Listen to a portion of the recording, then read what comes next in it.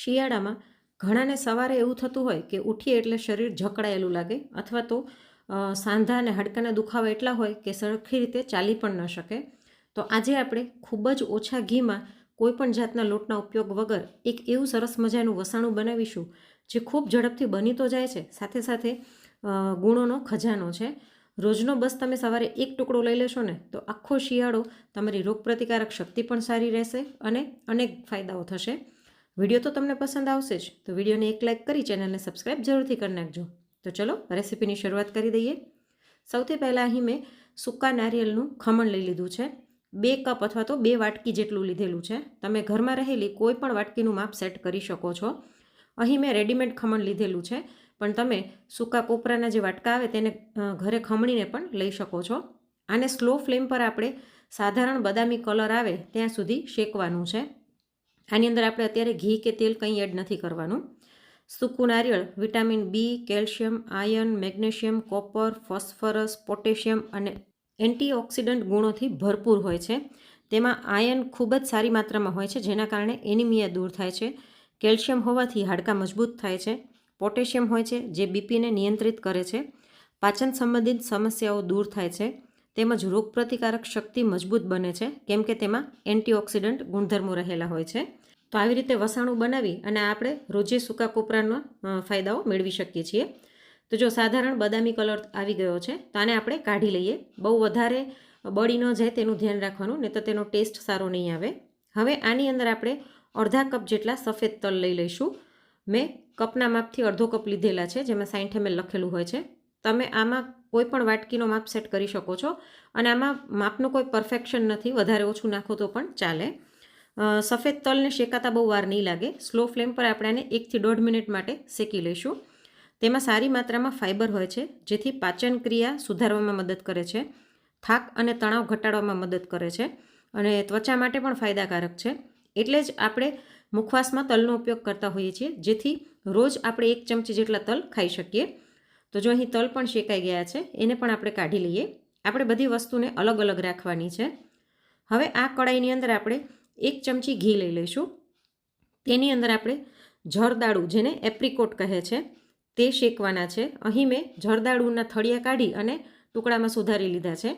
અહીં મેં લગભગ અડધીથી પોણી વાટકી જેટલા જરદાળુ લીધા છે. જો આવી રીતના સૂકા જરદાળુ આવતા હોય છે, એને આપણે આવી રીતના ચાખાથી સુધારી અને અંદરનો ઠળિયો હોય તે કાઢી નાખવાનો. તમારી પાસે જરદાળુ ન હોય તો એની બદલે તમે સૂકી ખારેક આવે છે તેના ઠળિયા કાઢીને તે પણ લઈ શકો છો. જરદાળુ છે તે sodium, vitamin C, potassium, fibre અને આયર્નથી ભરપૂર હોય છે. આંખો માટે ખૂબ જ ફાયદાકારક છે. તેમજ વજન ઘટાડવામાં મદદ કરે છે, કબજિયાતમાં રાહત આપે છે અને રોગપ્રતિકારક શક્તિ મજબૂત કરે છે. તેમાં આયર્ન હોવાથી એનિમિયામાં ખૂબ જ ફાયદાકારક છે. તો આને પણ આપણે સ્લો ફ્લેમ પર સાધારણ શેકી લઈશું. આ શેકાઈ ગયું છે, તો આને આપણે કાઢી લઈએ. અને હવે ફરીવાર કડાઈની અંદર આપણે 1 ચમચી જેટલું ઘી લઈ લઈશું, અને આની અંદર આપણે થોડાક ડ્રાયફ્રૂટને શેકી લઈશું. જેમાં અહીં મેં પા કપ અખરોટ, પા કપ કાજુ, પા કપ બદામ અને પા કપ કાળી દ્રાક્ષ લીધેલી છે. તમે ડ્રાયફ્રૂટ તમારી ચોઈસ પ્રમાણે વધારે ઓછું કરી શકો છો, અને કાળી દ્રાક્ષની બદલે કિશમિશ લેવી હોય તો એ પણ લઈ શકો છો. બદામ છે તે શરીરને ફાઇબર અને પ્રોટીન આપે છે. અખરોટમાં ઓમેગા 3 હોય છે. કાજુ પ્રોટીન અને ગુડ ફેટ હોય છે તે આપે છે, અને કાળી દ્રાક્ષ શરીરમાં સોડિયમની અસર ઓછી કરે છે, જેના કારણે પ્રેશર ઘટાડવામાં એટલે કે બીપી ઘટાડવામાં મદદરૂપ થાય છે. તો આ ડ્રાયફ્રૂટ પણ બધા શેકાઈ ગયા છે, તો આને પણ આપણે કાઢી લઈએ. અને ફરીવાર આની અંદર 1 ચમચી ઘી લઈ લઈશું. અને હવે આની અંદર આપણે ગુંદરને ફોડવાનો છે. આપણે અહીં મેં આશરે 100 ગ્રામ અથવા તો અડધી વાટકી જેટલો ગુંદર લીધેલો છે. તો અડધો ગુંદર નાખીને આપણે આને સ્લો ફ્લેમ પર શેકી લઈશું.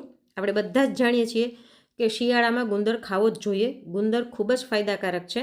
તેની તાસીર ગરમ હોવાથી શિયાળામાં શરીરને અંદરથી ગરમ રાખે છે, જેના કારણે જલ્દીથી શરદી, કફ ને ઉધરસ નથી થતા. તેમજ હાડકાં મજબૂત કરવામાં અને સાંધાના દુખાવામાં ખૂબ જ ઉપયોગી થાય છે. અને આ વસાણું એવું છે કે ગુંદર હોવાથી તમે કોઈ પણ એવી માતા હોય કે જેણે હમણાં જ બાળકને જન્મ આપ્યો હોય, એટલે કે પોસ્ટ ડિલિવરી પણ તમે આપી શકો છો. તો જો સ્લો ફ્લેમ પર આપણો ગુંદર પણ સરસ ફૂલી ગયો છે, તો આને આપણે કાઢી લઈએ. અને ફરીવાર 1 ચમચી જેટલું ઘી લઈ લઈશું કડાઈમાં, અને બાકીનો જે ગુંદર છે તેને પણ આપણે આવી રીતના ફોડી લઈશું. તો એવી રીતના અહીં મેં ગુંદરને પણ ફોડી અને બધું જ મોટા ત્રાસમાં લઈ લીધું છે. બધી વસ્તુ અલગ અલગ રાખી છે અને બધી ઠંડી થાય પછી આપણે આને ગ્રાઇન્ડ કરવાની છે. તો મિક્સર જારમાં સૌથી પહેલાં આપણે સૂકું કોપરું લઈ લઈશું. થોડું ઘણું બધું મિક્સ થાય તો વાંધો નહીં, પણ અલગ અલગ ગ્રાઇન્ડ એટલે કરીએ છીએ કે પીસવામાં બધાને અલગ અલગ ટાઈમ લાગે છે. તો અહીં મેં સૂકા કોપરાને પીસી લીધું છે. આને આપણે કાઢી લઈએ અને હવે સફેદ તલ આની અંદર લઈ લઈશું અને આને પણ આપણે પીસી લઈએ. આ વસાણું છે તે ખૂબ ઝડપથી બની તો જાય છે, પણ મેં તમને આગળ ગણાવ્યું તેમ ઘણા બધા પોષક તત્વોથી ભરપૂર છે. એટલે રોજનો બસ તમે સવારે 1 ટુકડો લઈ લેશો ને તો ઘણા બધા ફાયદા મળશે.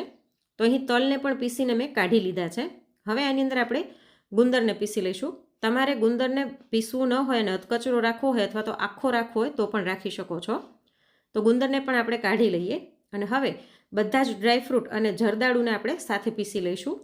આવી રીતના બધું પીસીને વસાણું બનાવવાથી ઘરમાં નાના બાળકો હોય અથવા તો મોટા વડીલો હોય તો તે પણ આરામથી ખાઈ શકે છે. તો આ પણ બધું પીસાઈ ગયું છે, એને પણ કાઢી લઈએ. હવે આ બધાને આપણે બરાબર મિક્સ કરી લઈશું અને આની અંદર ફ્લેવર માટે થઈને અડધી ચમચી જેટલો સૂંઠનો પાવડર નાખી દઈશું. તમે સૂંઠનો પાવડર તમારી ચોઈસ પ્રમાણે વધારે ઓછો નાખી શકો છો. સાથે અડધી ચમચી જેટલો એલચીનો પાવડર, અને અહીં મેં જાયફળ લઈ લીધું છે. જાયફળને આપણે અડધું ખમણી લઈશું. જાયફળનો સ્વાદ આમાં ખૂબ જ સરસ આવે છે. તો અહીં મેં અડધું જાયફળ ખમણીને લઈ લીધું છે. હવે આ બધાને આપણે બરાબર મિક્સ કરી લઈશું. આપણે આ બધું ઘીમાં શેકીને લીધેલું છે એટલે આની અંદર સાધારણ બાઇન્ડિંગ તો આવી જ જશે. જો આ બધું બરાબર મિક્સ કર્યા પછી આવી રીતના આપણે મુઠ્ઠી વાળીએ તો ભેગું તો થઈ જ જાય છે, પણ છતાં એકદમ વ્યવસ્થિત બાઇન્ડિંગ આવે અને ખાવામાં થોડુંક સ્વીટ લાગે એના માટે આની અંદર આપણે ગોળ એડ કરીશું. તો અહીં કડાઈની અંદર 4 ચમચી જેટલું ઘી લઈ લઈશું અને આની અંદર આપણે ગળપણ માટે 1 કપ જેટલો ગોળ નાખી દઈશું. ગોળને મેં અહીં સુધારીને લઈ લીધો છે. આનાથી સ્વીટ ટેસ્ટ એકદમ પરફેક્ટ આવશે, પણ તમારે ઓછું સ્વીટ જોઈતું હોય તો તમે ગોળનું પ્રમાણ ઓછું પણ રાખી શકો છો. આપણે બધા જાણીએ છીએ કે ગોળની તાસીર પણ ગરમ હોય છે અને શિયાળામાં તો ખાસ ખાવો જ જોઈએ, અને તેમાં ભરપૂર પ્રમાણમાં આયર્ન રહેલું હોય છે, જેના કારણે હિમોગ્લોબિનની ઉણપ ઓછી થાય છે. તો ગોળ ખાલી ઓગળે ત્યાં સુધી આપણે સ્લો ફ્લેમ પર આને મિક્સ કરવાનો છે. આમાં કોઈ પાયો નથી લેવાનો આપણે.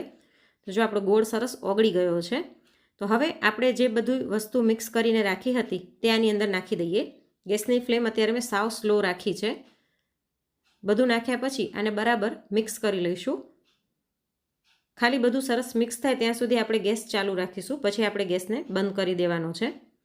તો આ વસાણું એવું છે કે 15 મિનિટની અંદર બનીને તૈયાર થઈ જાય છે અને આમાં કોઈ પણ પરફેક્શન માપની જરૂર નથી, જેના લીધે તમે પહેલી વખત બનાવતા હશો તો પણ તમારું વ્યવસ્થિત જ બનશે. અને આમાં કોઈ પણ લોટનો આપણે ઉપયોગ નથી કર્યો એટલે ખાવામાં એકદમ હેલ્ધી છે. તો જો બધું જ સરસ મિક્સ થઈ ગયું છે, તો હવે આપણે ગેસની ફ્લેમ બંધ કરી દીધી છે અને આને નીચે લઈ લઈએ.